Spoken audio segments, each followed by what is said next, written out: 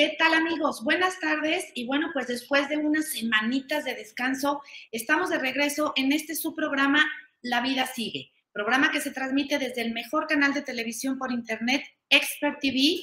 Y bueno, pues para mí, Charo Rosas, es un gustazo estar con ustedes, ya los extrañaba, ya teníamos en mente una cantidad de temas que queríamos hablar con ustedes.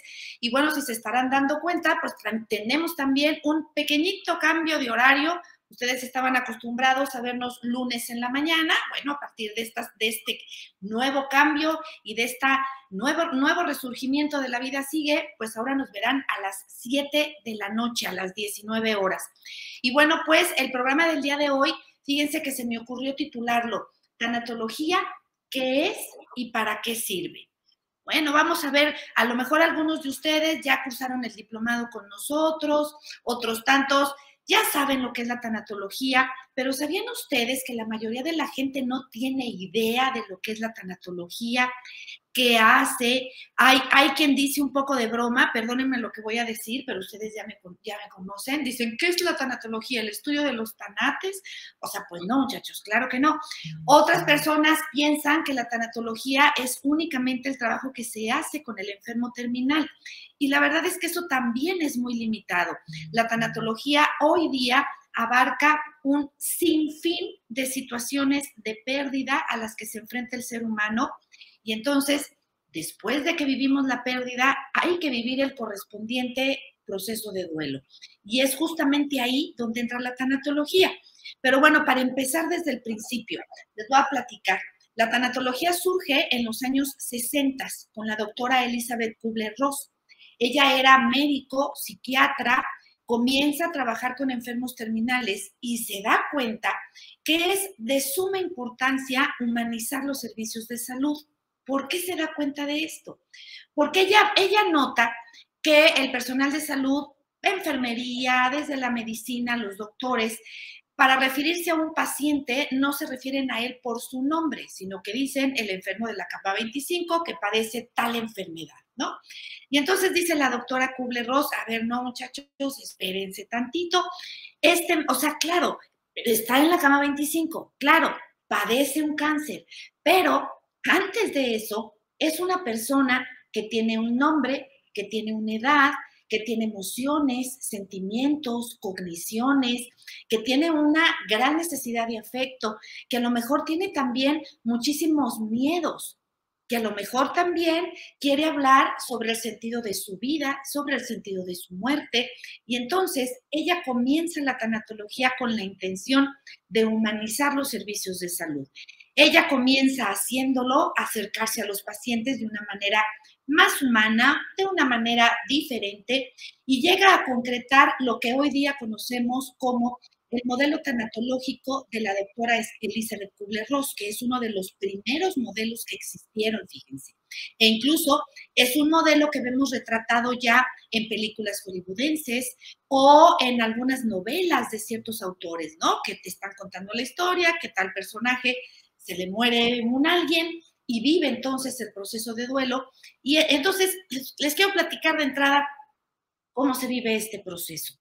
La doctora Elizabeth Kubler-Ross llega a la conclusión, y bueno, es que no crean que se lo inventa de la nada, es a través de su vivencia con los enfermos terminales, ella se da cuenta que los seres humanos, frente a una agonía, frente a una enfermedad, vivimos ciertas etapas hasta aceptar la muerte que ya se acerca.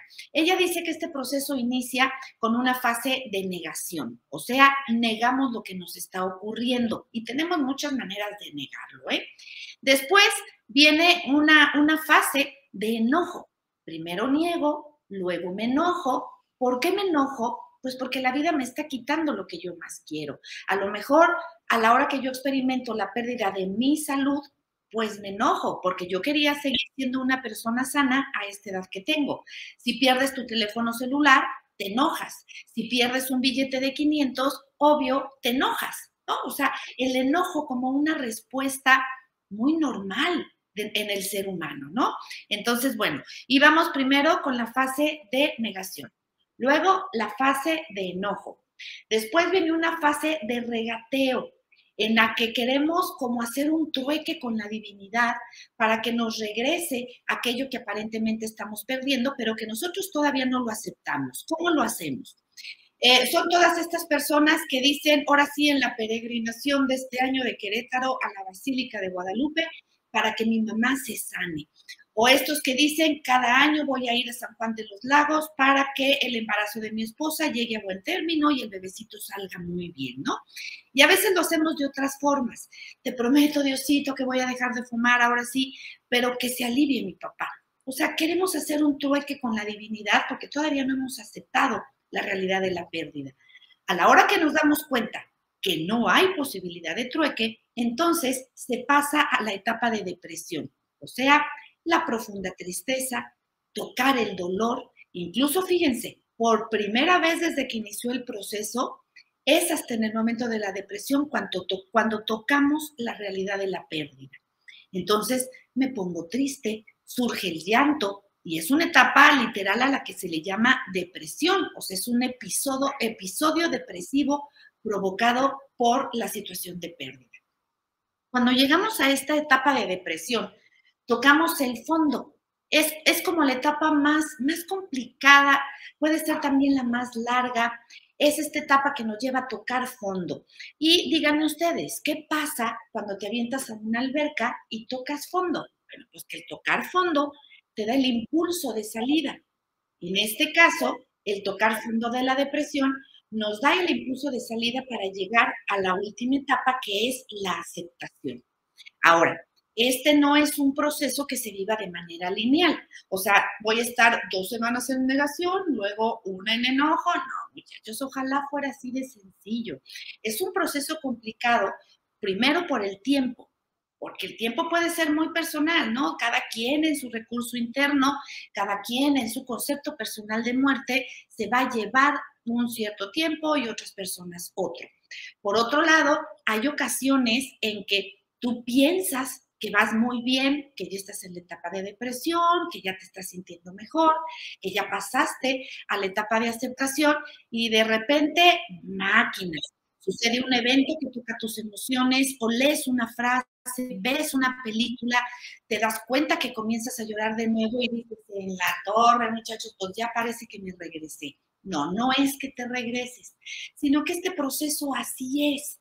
Muchas veces el doliente vive en un solo día, puede vivir todas las etapas. Imagínense ustedes, o sea, hay muchos dolientes que dicen, es que frente al duelo, o sea, yo estoy de duelo y parece que me estoy volviendo loca o que me estoy volviendo loco. No, muchachos, el duelo no es locura. O sea, la locura es otra cosa. Esto es un proceso de duelo y como tal, vale la pena que nos detengamos, que lo vivamos de una manera muy seria. ¿Saben por qué les digo yo que el duelo es un asunto serio?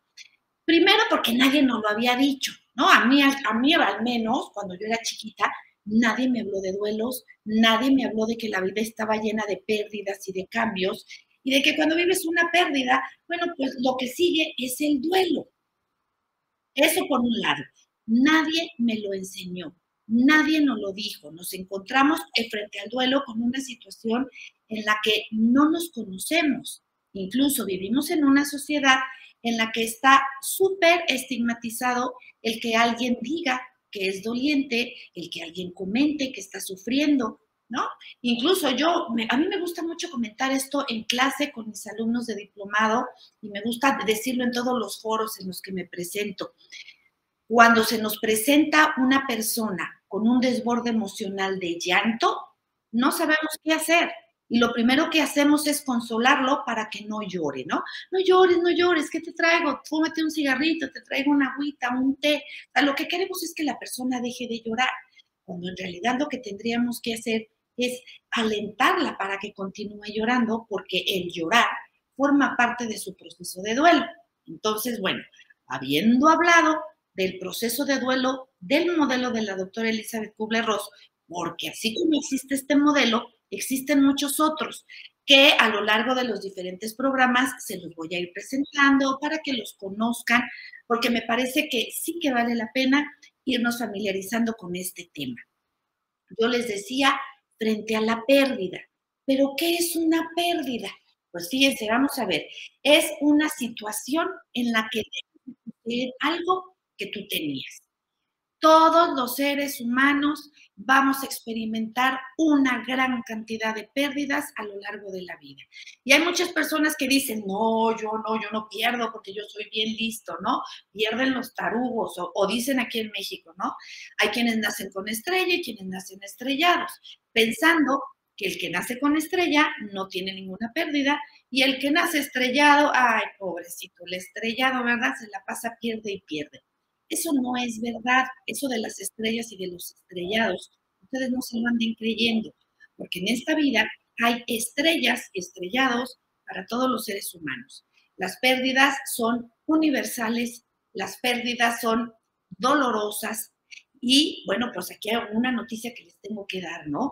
Que mientras más amas o mientras más estabas apegado a aquello que perdiste, bueno, pues obviamente más te va a doler, ¿no? Entonces, infinidad de pérdidas que me gustaría, porque no quiero que sea un programa de monólogo aquí de 30 horas, muchachos, no porque se me aburren, sino que vamos a desglosar de una manera muy rápida los tipos de pérdidas.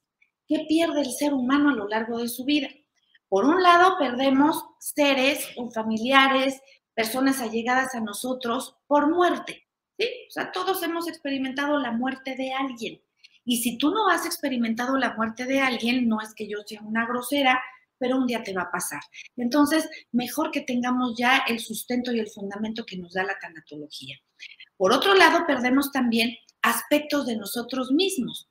O sea, desde que nazco, estoy predestinada a morir. Se dice también que es a partir de los 35 años cuando el proceso de envejecimiento comienza. Entonces, y mírenme que se los digo yo, empezamos a perder capacidades del cuerpo físico.